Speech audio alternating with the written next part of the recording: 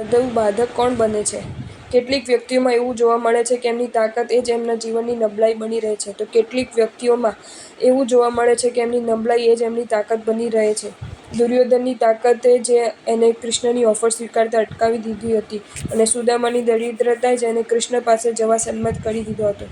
આનો અર્થ આ જ.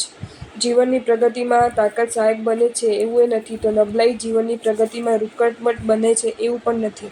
હા, એક પરિબળ એવું છે કે જે તમામ પ્રકારની અનુકૂળતાઓ વચ્ચે પણ તમારી પ્રગતિમાં જ નહીં, તમારી પ્રસન્નતામાં પણ બાધક બની રહે છે, અને પરિબળનું નામ છે નકારાત્મક અભિગમ. છોડ ગુલાબનો પણ નજર કાંટા તરફ જ, નદી જળ ભરેલી પણ નજર કીચડ તરફ જ, વાસણ ઘઉંથી ભરેલું પણ નજર કાંકરા તરફ જ, મોઢામાં દાંત એકત્રીસ પણ નજર પડી ગયેલા દાંત તરફ જ. આવા નકારાત્મક અભિગમવાળા પાસે પ્રગતિ અને પ્રસન્નતા અસંભવ.